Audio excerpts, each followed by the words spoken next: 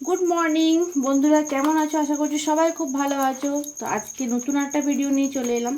तो देखो आज के होच्छे कि बृहस्पतिबारे आज के सकाल सकाल कि रान्ना होच्छे सेटा तोमादेर साथे शेयर करते एलाम। देखो अनेक दिन हये गेल फ्रिजे एई माशरूमटा आनाई छिलो, तो एटा आमि सेदिन बाँकुड़ा थेके माशरूमटा निये एसेछिलाम।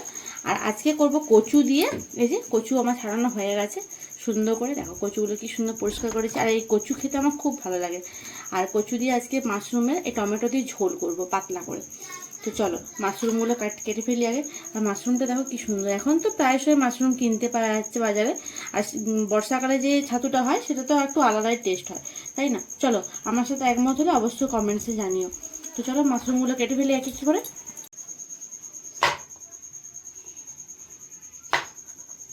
प्रथमे भेবেছিলাম মাশরুমের এই যে কালো কালো রঙের যেটা আছে না, আমি ভেবেছিলাম মাকে জিজ্ঞাসা করছি যে মা এটা কালো কালো কি না, এটা বলছে এই মাশরুমটা কিন্তু থাকে।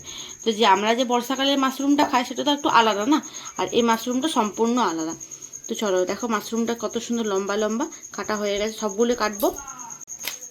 আজকে সকাল সকাল ঘুম থেকে উঠে দেখি আকাশে এত সুন্দর মেঘ করেছে যে বলাই নয়।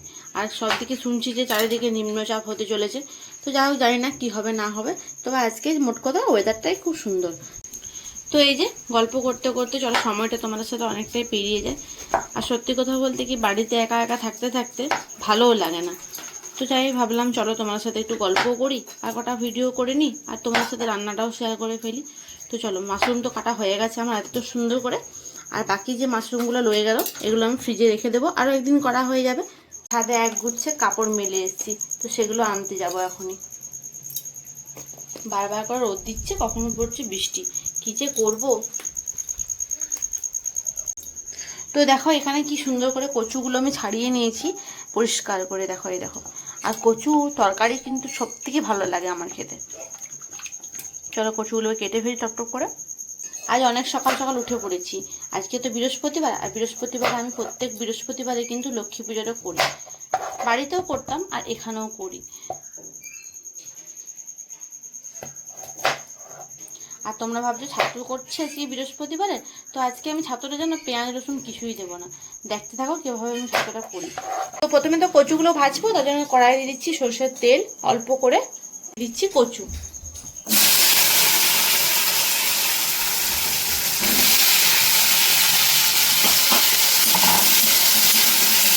অল্প লবণ, কচুর থেকে জলটা বেরিয়ে আসবে।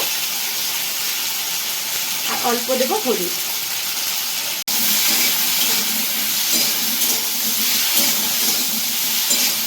তো কচু কত কত রকমের হয় শুনেছি, অনেক রকমের হয়। কাটি কচু হয়, এরকম প্লেন কচু হয়। তোমরা আমাকে প্লিজ জানিও, কচু সম্বন্ধে আমার খুব একটা অভিজ্ঞতা নেই, তবু তোমরা যদি কেউ জেনে থাকো অবশ্যই আমাকে জানিও যে কচু কত রকমের হয়। আর এই কচুটা যে আমি রান্না করছি এটা কি কচু সেটা তোমরা আমাকে অবশ্যই জানিও। দিচ্ছি একটু জল কচুটা সেদ্ধ হওয়ার জন্য।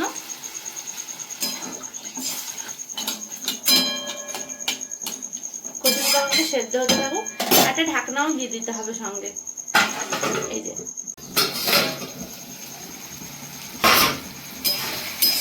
দেখো কচুটা আমার খুব সুন্দরভাবে সেদ্ধ হয়ে গেছে, মানে অল্প সেদ্ধ করেছি। এই দেখো, কারণ কি আরও তো মাশরুমটার সঙ্গে এটা আরও সেদ্ধ হবে, তো একেবারে গলে গেলে ভালো লাগবে না। তো চলো এটা নামিয়ে নিই। তো এরপর আমি অল্প করে মাশরুমটাও ভাজবো, একদম অল্প তেলে।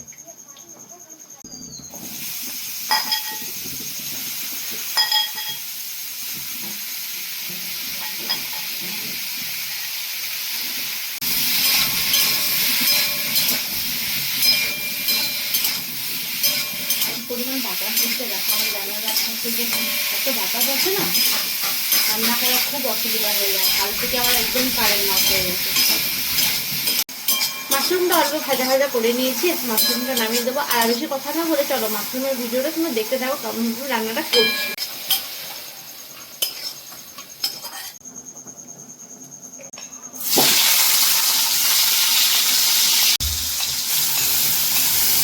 তো মাশরুমের রান্নার জন্য প্রথমে আমি দিয়েছিলাম কড়াইয়ে সরষের তেল, তারপরে দিয়েছিলাম টমেটো, খুব ভালো করে ভেজে নেওয়ার পরে তারপরে দিলাম আদা জিরে বাটা। তারপর খুব ভালো করে দেখো এটা নাড়িয়ে নিচ্ছি, মশলাটা হালকা করে কষিয়ে নেব। মশলা কষানো হয়ে গেলে এরপর দিয়ে দেবো কচু, সেদ্ধ করা কচু। এবার খুব ভালো করে মশলাটা নাড়িয়ে নিচ্ছি কচু দিয়ে।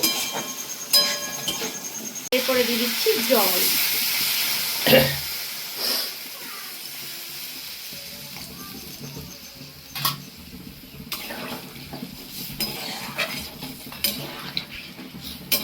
তো এদিকে দেখো ঝোল ফুটে এসছে, দিয়ে দিচ্ছি মাশরুমগুলো।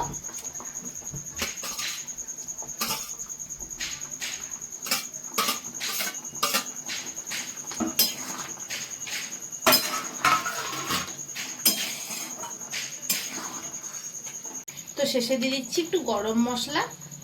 বাস, তাহলে হয়ে গেল আজকে আমার মাশরুম। নামিয়ে নেবো এরপর। তো চলো আজকের মতো ভিডিওটা টাটা, দেখা হচ্ছে নেক্সট ভিডিও।